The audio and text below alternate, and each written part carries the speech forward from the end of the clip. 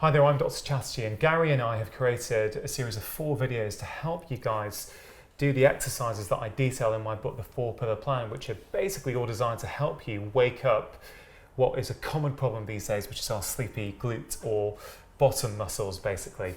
Now, as we were making those videos, a few things came up, I think, for Gary and I, which we see quite commonly when we talk to people about these exercises and try and help with me educate my patients and you with your clients.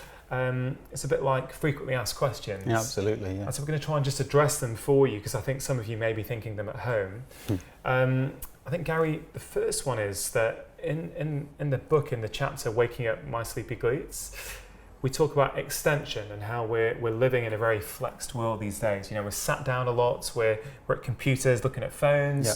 So interestingly enough, although we're talking about extension, you're asking me to put my body into more flexion. Yes, I am. Confusing? Well, I understand, but I hope you could maybe explain it. Yeah, so we do have this flexed world. We live in a flexed world. We sit all day, we're looking at our telephones, we drive, and then we come home and we sit and we flex, and everything's flex, flex, flex. And so the idea in most therapeutic circles is that we need to extend, which is to stand up nice and tall, Yeah.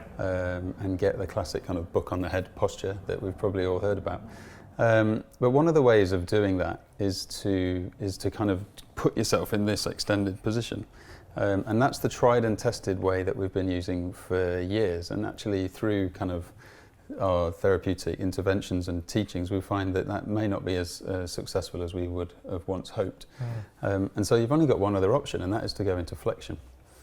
Now, the interesting part of going into flexion is that we end up stretching our muscles in a way that we don't do dynamically. So this is not stretching my muscles, this is the muscles stretched.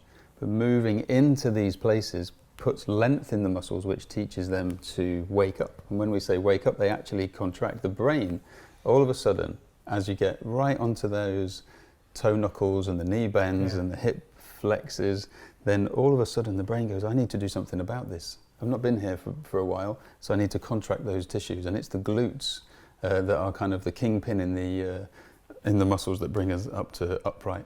And so the brain has an opportunity in all of those exercises to wake up. And if you're doing it right, if you're following the cues, you actually feel it. Like we see you really experience those glutes waking up. So before you get into that position, and if you're not getting into those positions on a regular basis, they as you already said, they can kind of downtone. And Gary, what's interesting is that many of us have been to see healthcare professionals who have maybe said, you know, you need to do some extension exercises, but as you pointed out in one of the videos, you can try and do extension, but you can do it without activating the correct sequence of muscles. And I think, you know, a theme in my book is I talk about consciously change your lifestyle to unconsciously change your biology. And I guess this is a way where we're consciously choosing a movement, so increasing our flexion, that by default is going to unconsciously change the way that we extend. Yeah, absolutely. And for the brain to manage all of those muscles without us having to think about it. So we'll do one thing, which is get our body into this position, and the brain will manage the rest, activating all of those muscles that will help you stand up tall. And the proof is generally in the pudding. So the exercises normally give you a sense of those glutes activating. So you'll feel them, but 2, the outcome should be that these muscles are bringing us up and standing us up taller as we walk around the room. And generally people feel a bit lighter. They'll say things like they feel like their feet are more grounded or whatever. Just by having more muscles active in the body means that you actually have to do less. Yeah, it's interesting. Some of my recent patients who I've taught them through Flex on a Step, they often report back to me when they come in, their back pain is gone, but also that they feel like they're walking up straighter, and they weren't really trying to do that. So that really echoes your teaching philosophy. Yeah, well, I think if putting ourselves into extension over the years was really effective, then we would have less of the problem that we currently see. So the key there is consciously trying to put yourself into extension. You know, whilst it may work for some, clearly for many of us, and I know myself when I had 10 years of backache, it just never worked for me. But it's by choosing the right movement that makes that happen by default. Sure. That's where the magic happened with me, and that's how you helped me completely eliminate my back pain. Yeah, so when we teach, we call it giving the brain no option but to react to the position. So you get your body in a position, and the brain does the rest. It will get all the muscles online that you need, and they're full body muscles. So we're talking about sleepy glutes, but really the muscles around your knees, the muscles in your feet, around your abdomen and your back and your shoulders and your neck are all being touched. Well, the whole body's connected, isn't it? Yeah, absolutely. So whilst I think the key is, whilst it may seem like a contradiction that, we're asking you to, or teach your body how to extend, we're doing that, or one of the ways that Gary is helping us do that is by teaching us how to flex in the right way. Yeah, and in the interest of the book and the 4 pillars and the kind of a holistic health model is we want to be able to do both. You should be good at both flexing and extending, because that's what all the muscles are set up to do. So if you want to come into a position of balance, then you need your muscles to know how to extend and how to flex. And then what we find is that the more balanced the body is, the more active all of the muscles actually are, and the freer you are to kind of walk the earth in a comfortable way. Yeah, Gary, that's great actually. That clarifies that whole flexion extension conundrum, I hope. The other thing that I think that's worth touching on is many of us, and I remember when I first started going to the gyms when I was, as a teenager, there was this big movement to sort of saying your knee should never go past your foot. Now that's not something I subscribe to anymore at all. I just wonder whether you could elaborate on that. Many people probably do, yeah. Yes, there's a school of thought that the knee shouldn't go past the ankle. Excuse me. There's also a school of thought that the knee should not come inside the foot, and I do know that this has been hammered home so much that there actually people are afraid to let that happen. But you'll notice in every single one of the exercises we were not just allowing it to happen, but encouraging it to happen. That we don't necessarily want the knee coming hugely inside. We want it more forwards, and actually the guiding point is that the middle of your kneecap actually runs over the first toe. That's your big toe. So we'll see it more here and less inside. And it allows the whole foot to spread and do its thing.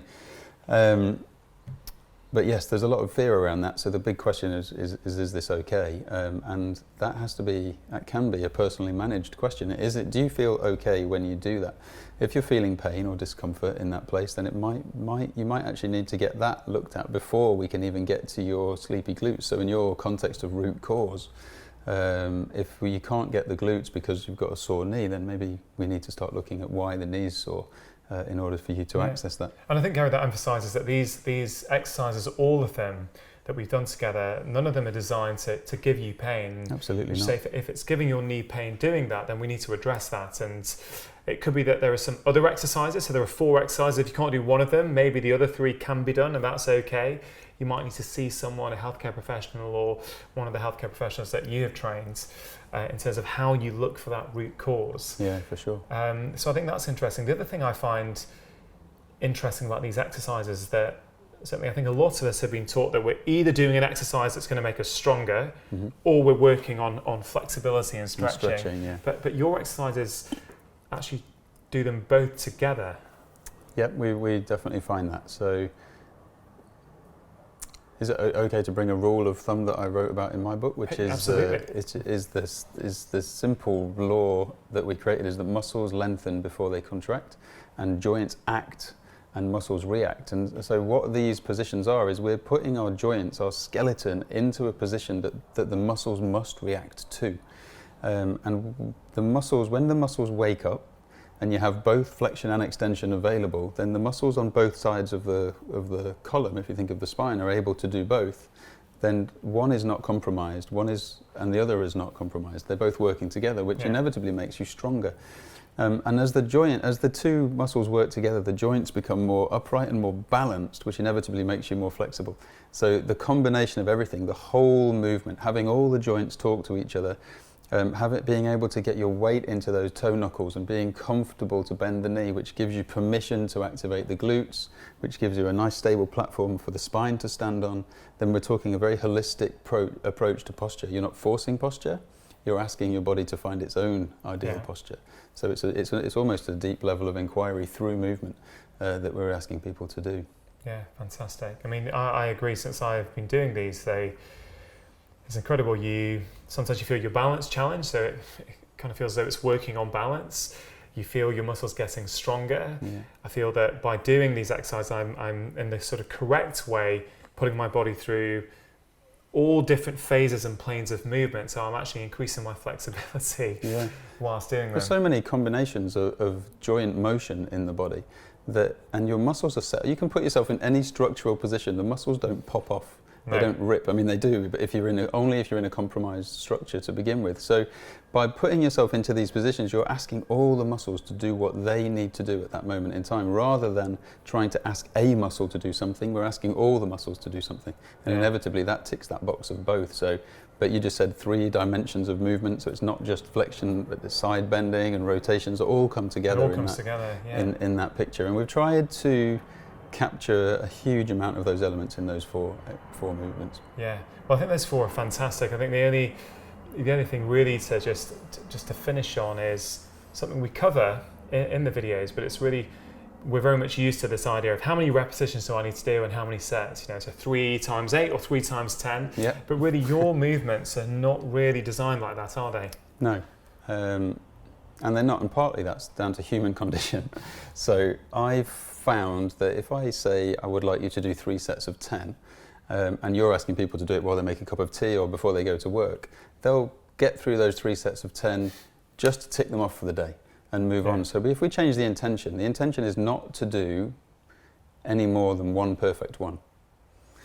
So we're going to say 5 or 6, but you're going to take 3 or 4 just to find that perfect moment. And again, if we go back to the videos, getting your weight into the toe knuckles, bending the knee, and having the right stride length, and you feel it, don't you? You can probably tell them what it feels like. Just it suddenly wakes up, it's on. If you can get that feeling in every rep, you won't be able to do too many. No. So if you can do 15 of these exercises, you're actually not really got your body where it could be. So the invite is gently to make sure you get the weight into the toe knuckles, that you are bending the knee and you let it go where it's comfortable, and that your stride length's not too long. Bring the stride a little bit shorter and you'll find it. And when you find that moment, if you can repeat that 4 or 5 times, that's enough. And if you can do that 2 or 3 times through the day, you're reminding your brain of its potential, of what that glute can do. And it doesn't need to be sleepy anymore. It can be awake and on and part of your everyday life.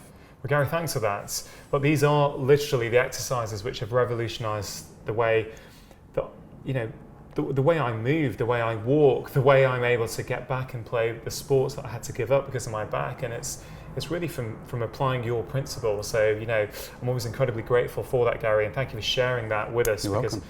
I think by putting this section in the book, I really feel we're going to be able to help a lot of people Let's hope so. access their glutes, and feel better. Look, some of you may still have questions. That's absolutely fine. Me and Gary are absolutely happy to answer any of them. Leave comments below. We can always make some more videos for you. We can take you through progressions off those videos. Watch them over again. Maybe in the context of our conversation, you can re-watch those 4 videos now, and a few more things will sort of ring true. Yeah. I'm going to add one thing that you may have forgot. This movement pillar is just one of 4 very important pillars. Yeah. And that's why we need to get hold of your book. Yeah, well, Gary, absolutely. I mean, I talk about a 360-degree approach to health, and the book has got, as you say, 4 pillars: relaxation, food, movement, and sleep. This is just one component of movement. Yeah. But I think it's a very important one, and one that I think a lot of people aren't familiar with, so I think it has been worth spending the time. Yeah. I hope you found this video useful. I hope you find the sort of 4 videos that we made to help teach you these exercises useful, and do let us know below if you've got any questions or any comments.